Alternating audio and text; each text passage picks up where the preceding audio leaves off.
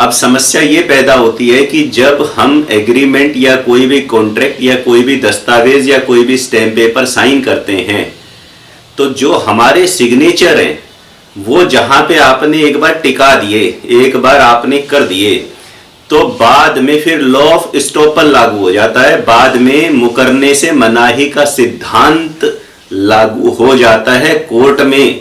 और जब कोर्ट में मैटर जाता है तो दूसरे पक्ष का वकील, आए दिन मैं ये लाइन सुनता हूं, तो जनाब ये देखिए क्या लिखा है, ऐसा करके दूसरे का वकील उस कागज को, उस स्टैम्प पेपर को, उस एग्रीमेंट को कोर्ट को दिखाएगा, फिर बताएगा ऑनरेबल कोर्ट को कि देखिए जनाब इस एग्रीमेंट की क्लॉज नंबर 7 में ऐसा लिखा हुआ है, अब वर्बली ऐसा बोल रहे हैं।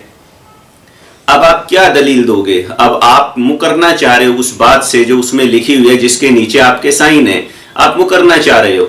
आप क्या कहते हो? आम आदमी क्या कहता है? आम आदमी 5-6 बातें कहता है। या तो कहता है कि मैंने तो खाली एग्रीमेंट पे साइन करे थे, बाद में लिखा गया है। या कहता है कि मैंने तो पढ़ा ही नहीं था। या कहता है कि भाई इसने मेरे से धोखे से साइन करवा लिए।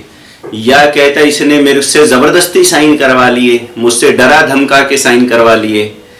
या अंत में कहता है कि भाई ये साइन ही मेरे नहीं है, फर्जी है, चलो साइन से ही मुकर जाते हैं।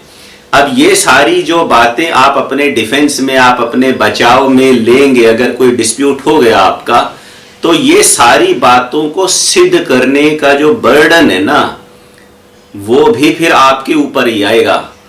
क्योंकि अगर कानून ये कहता है, अगर आप किसी डॉक्यूमेंट का कोई एग्जीक्यूशन हुआ, उसे मान रहे हैं कि हाँ भाई ऐसा ऐसा हुआ था, लेकिन मेरे से फ्रॉड हो गया, मेरे से गलती हो गई, सामने वाले ने मुझे डरा धमका के करा लिया, तो इन सब तथ्यों को सिद्ध करने की जिम्मेदारी भी आपकी है कि ऐसा कैसे हुआ। और इनको सिद्ध करना, यकीन मानिए, बहुत ही मुश्किल है।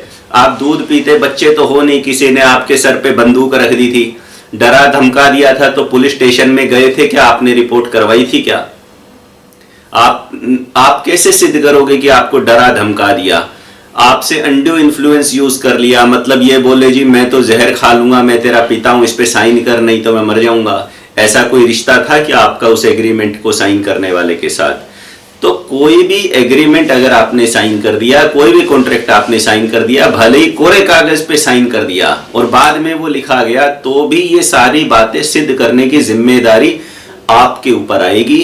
और आप अपनी साइन किए हुए डॉक्यूमेंट से, जो आपने साइन किया, उससे आसानी से मुकर नहीं पाओगे।